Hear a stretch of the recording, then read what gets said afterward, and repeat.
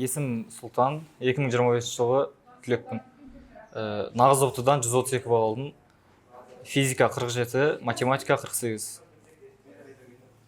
Бәріне сәлем, есімім Біржан. Зерделінің 2025 жылғы түлегімін.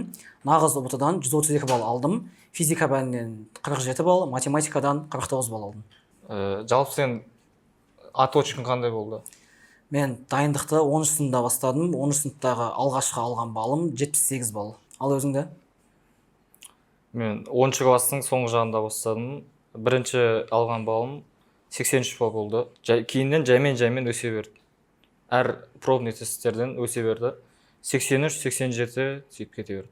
Бірінші математикадан бірінші тақырыптан бастадық. Ол әрине қосу, бөлшектерді қосу. Әр тақырыпты кезек-кезек бір кітап бойынша шығардық. Және ол кітапты аяқтаған соң сол қаңтар ұбт-ға кірдік. Қаңтар ұбт-дан енді толық аяқтамадық матемді, бірақ өзім балыма довольнымын қаңтар ұбт-да, себебі мен ондай балл аламын деп мүлдем ойламадым. Ол 97-тен 111-ге қаңтар ұбт-да сондай прогресс жасадым. Өте көңілім толды, сол маған үлкен мотивация болды қаңтар ұбт-да жоғары болған. Мен дайындықты бірінші математикадан бастадым. 10 сыныпта математика пәнінен базамды толықтырдым, ал толыққанды дайындықты 11 сыныпта бастадым. Дайындық жүйелі түрде болды, мұғалімдердің қарауымен, және кезек-кезек тақырыппен өттім. Қаңтар ұбт-ға менде басты мотивация 2 адаммен бәсекелестім. 2 бәсекемді жеңдім, сол болды басты мотивация. Қаңтар ұбт-дан 125 балл алдым. Қателіктер, тақырыптар дұрыс қарамағанмын, кейбір тақырыптарды. Тарих пәнім нашар болды. Қалғаны жақсы, тестілеуде қобалжу болған жоқ.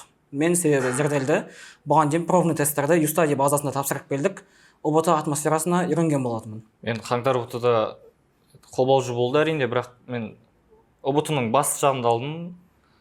Және тапсырғанда былай кірген кезде де қобалжу болады әрине, бірақ ол қобалжуды жеңе алдым. Өзім қалаған балымды алдым. Әр пәннен тарих ол кезде көптеген әлі тарих толық аяқтамаған едік. Сөйтіп тарихтан аз болып қалды, 12 балл болып қалды.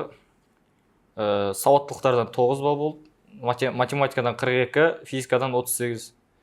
Физика бір басында мен 83 балл алғанда және келесі басындағы тесттерде физикам өте әлсіз еді. 20 балл, 25 балл, кейін енді қаңтар ұбт-да мен үшін үлкен балл болды, енді 38 деген. Ол мен қатты қуантты. Одан әрі прогресс жасауыма әрекет етті физикадан. Физика тақырып өткен сайын балл қосыла берді. Жалпы қаңтар ұбт-ын аяқтаған соң наурыз ұбт-ға дайындығын. Қаңтар ұбт-да қаңтар ұбт-ын тапсырғаннан кейін мен өзімді қатты босатып жібердім.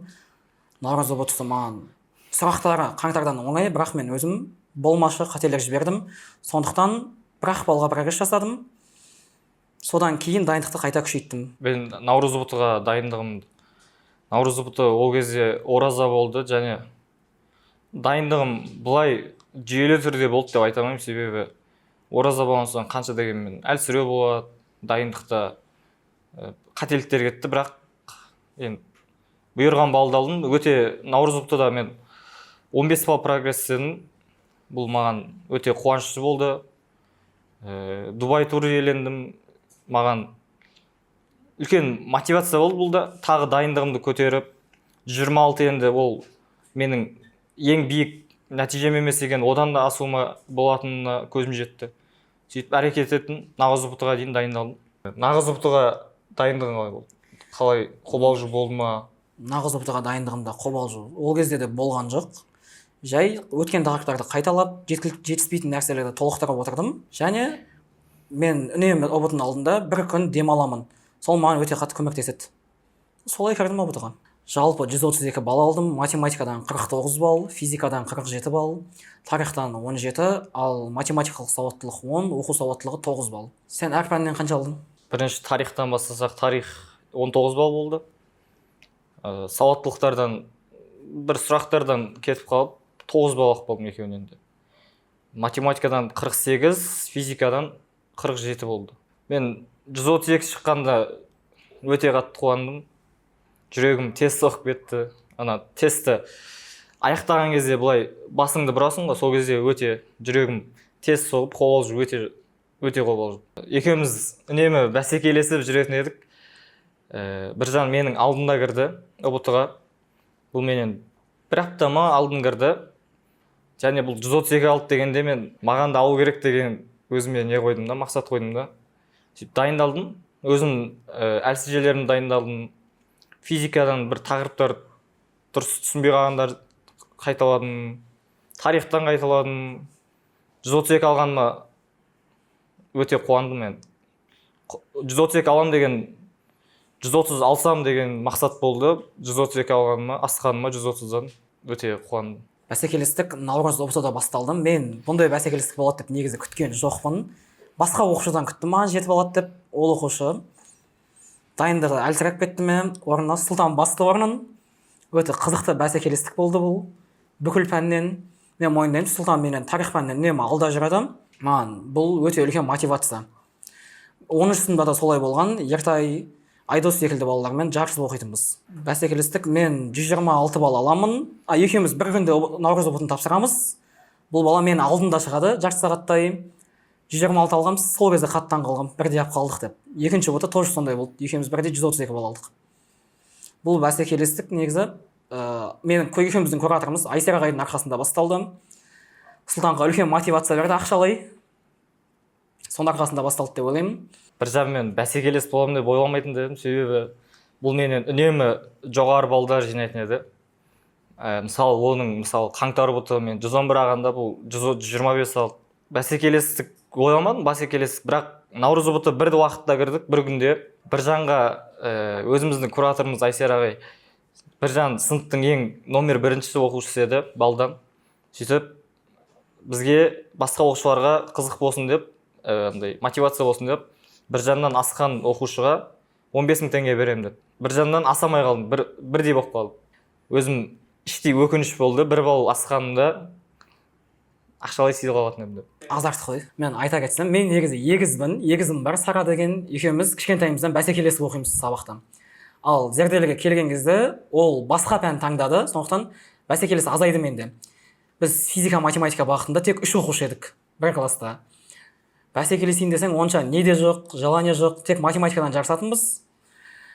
Бәсекелестік деген негізі өте үлкен мотивация деп ойлаймын мен, себебі сен бірдей адаммен оқып жатсың, ол сенімен бірдей оқиды, бір жерде оқисыңдар, бір сыныптасыңдар, екеуіңде де бірдей мұғалім береді.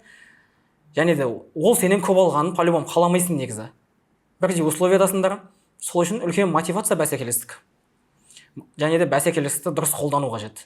Сынып қалмау қажет, мойымау қажет, сену қажет өз-өзіңе.